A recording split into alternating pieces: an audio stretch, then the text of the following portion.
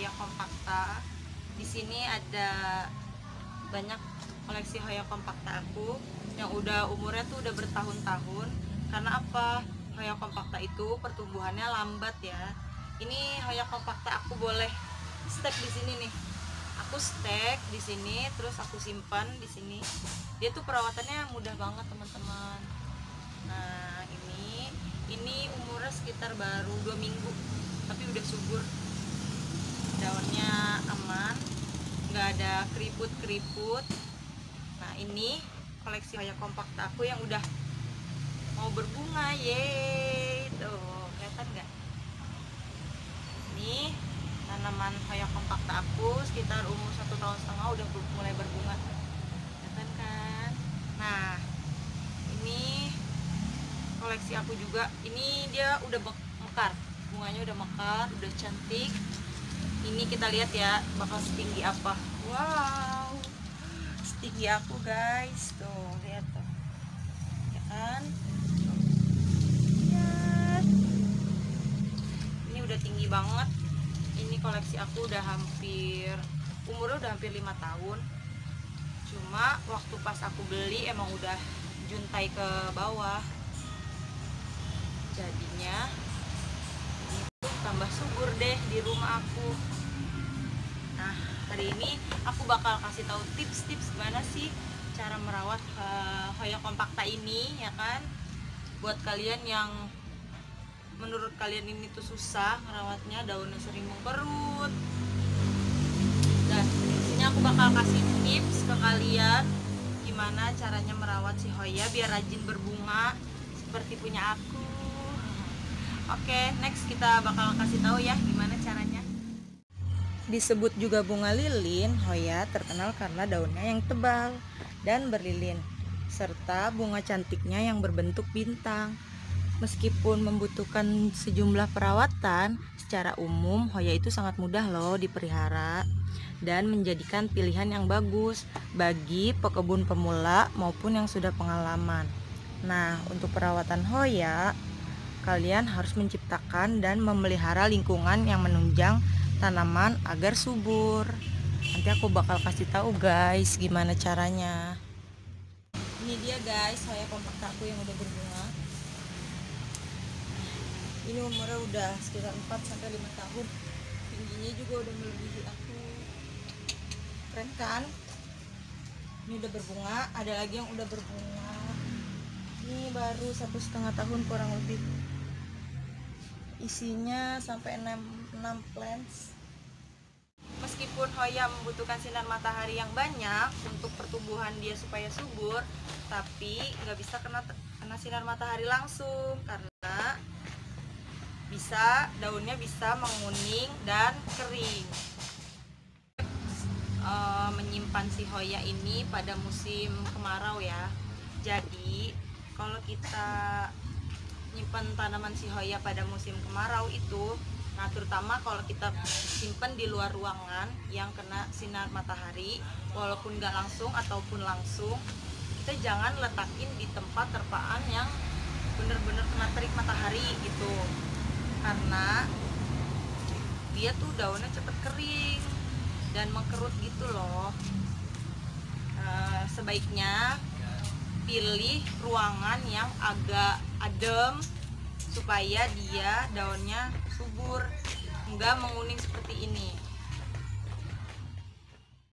Dalam pemilihan pot juga, si Hoya itu tanaman yang sensitif.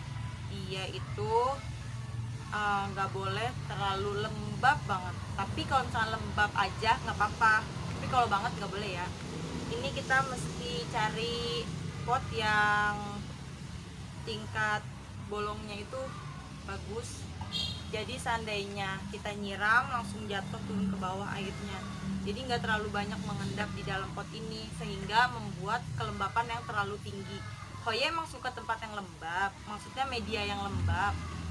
Tapi kalau misalnya lembab banget, dia nanti daunnya tuh bakal kuning semua seperti busuk gitu teman-teman. Nah, pupuki Hoya pada bulan-bulan yang hangat ya moms. Menjelang Hoya tumbuh dewasa, moms bisa banget nih ngebantu pertumbuhannya dengan memberikan pupuk bernitrogen tinggi. sebanyak 1-2 kali sebulan. Jangan terlalu banyak ya moms. Nah 1-2 kali sebulan itu selama musim kemarau ya moms. Setelah dewasa, gunakan pupuk berfosfor tinggi untuk merangsang pertumbuhan si bunga.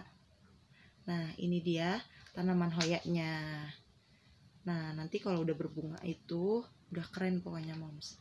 Ini kita lagi mau ganti media ya moms. Kita pindahin ke tempat yang lebih keren atau lebih cocok deh pokoknya.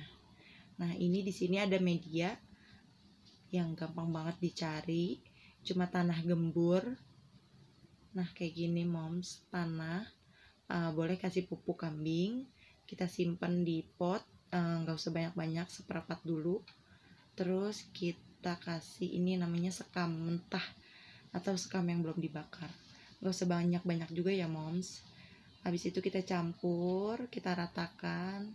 Maaf ya, tangan aku nggak pakai sarung tangan karena udah kebiasa nih moms main tanah. Nah kayak gini moms, sampai tercampur rata, baru kita pindahin ke pot yang baru. Pertama kita lihat dulu nih, dia udah cocok belum, pindah pot yang baru. Nah kalau sekiranya udah cocok, pelan-pelan ya ngebukanya. Nah jangan sampai ngerusak akar, pelan-pelan aja. 1, 2, 3, baru kita keluarin kalau udah aman. Kalau belum dirasa aman, kita terus pencet-pencet ya potnya supaya tanahnya nggak terlalu padat, baru kita pindahin.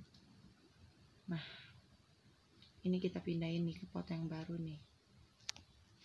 Habis itu kita taruh lubang untuk akarnya ya, kita padetin medianya. Nah kayak gini nih moms, kita padetin, kalau kurang kita tambahin, nggak usah terlalu banyak, yang penting dia terisi aja, nggak usah terlalu full ya moms. Nah kita padetin sisi-sisinya. Habis itu kita bisa gantung deh, karena kan kemarin di pot biasa aja. Nah kali ini aku mau ganti di pot gantung supaya kita bisa gantung, biar pertumbuhannya juga lebih cepat kalau dia digantung, cepat menjuntai gitu loh, dilihatnya juga kan cantik. Nah gampang banget, ini pot bisa dibeli di toko-toko terdekat ya moms. Mengatasi masalah umum, gunakan minyak mimba untuk membasmi hama penghisap getah. Nah ini kita semprot aja ke daun-daunnya, gak usah ke tanah ya moms, ke daun aja supaya si hamanya itu mati nanti. Habis itu kita siram.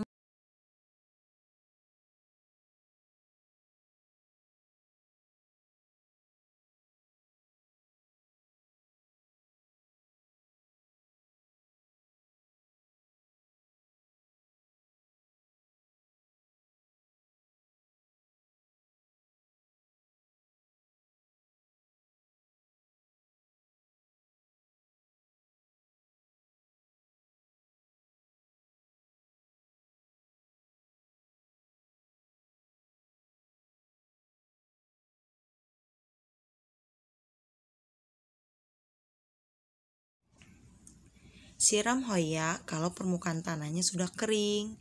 Untuk mengetahui apakah hoya perlu disiram, sentuhlah permukaan tanah.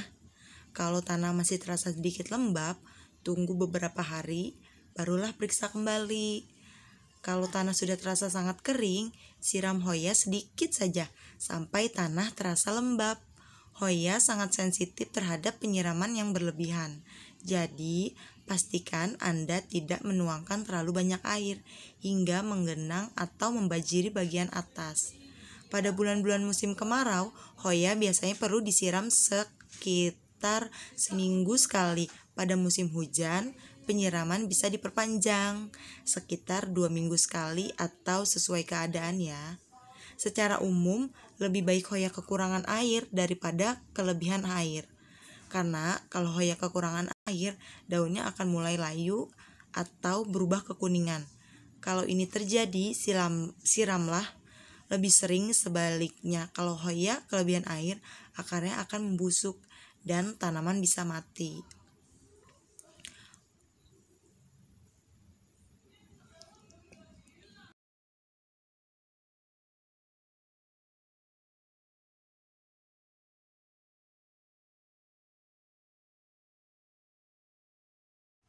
Nah, pangkas Hoya setiap ada daun yang mati.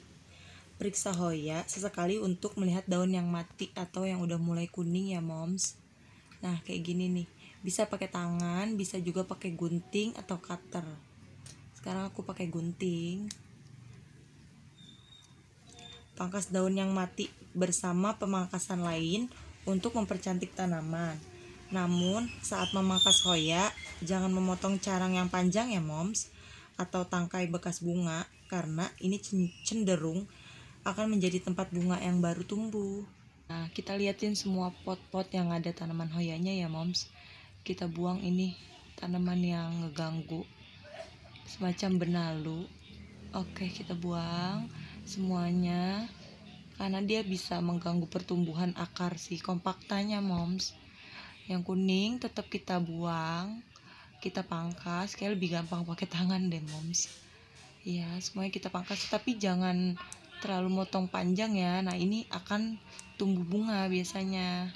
Di part-part yang nggak ada daunnya itu dia akan tumbuh bunga, bukan berarti botak ya moms. Nah, kayak gini biar cantik. Dia nanti hijau, nggak ada daun yang kerut, kuning. Jadi terlihatnya cantik nanti pas saat berbunga. Nah moms, harus sabar ya moms. Harus kita telaten banget, kita cari yang kuning yang dimana, yang rusak daunnya. Jadi biar gak ganggu pertumbuhan daun yang lain. Nah ini dia moms, stok Hoya-Hoya kompakta aku ya. Masing-masing pot isi 5-6 plant, ada juga yang 4 plant. Ini pokoknya udah subur, udah keren, cucok meong, udah siap berbunga. Jika emang moms berminat, cus langsung ke Instagram aku, DM atau WA. Nanti aku balas. Bisa kirim semua kode Melia_landscape88. Kalian di situ bisa DM atau WhatsApp ya, nomor tertera di bio.